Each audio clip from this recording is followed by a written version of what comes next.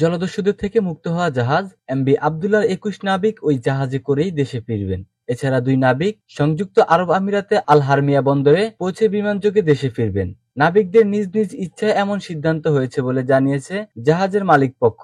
বাংলাদেশ সময় শনিবার ১৩ এপ্রিল দিবাগত রাত ৩টা ৮ মিনিটের দিকে এমভি আবদুল্লাহ থেকে দস্যুরা নেমে যায়। এর আগে একই দিন বিকেলে দস্যুরা তাদের দাবি অনুযায়ী মুক্তিপণ বুঝে নেয়। একটি বিশেষ উড়োজাহাজে মুক্তিপণ বাবদ ৩ ব্যাগ ডলার এমভি আবদুল্লাহর পাশে সাগরে ছুঁড়ে ফেলা হয়।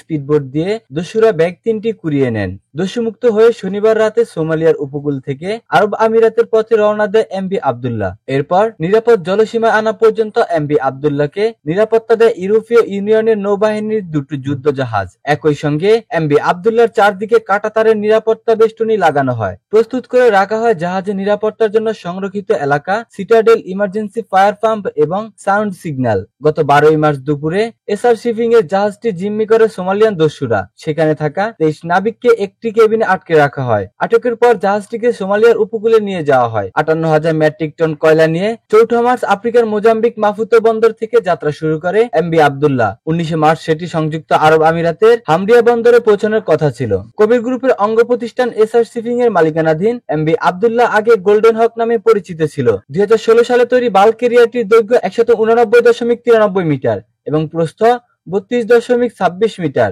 গত বছর জাহাজটি এসআর শিপিং কিনে নেয়। বিভিন্ন ধরনের পণ্য নিয়ে আন্তর্জাতিক রুটে চলাচলকারী এরকম মোট ২৩টি জাহাজ কবির গ্রুপের বহরে রয়েছে।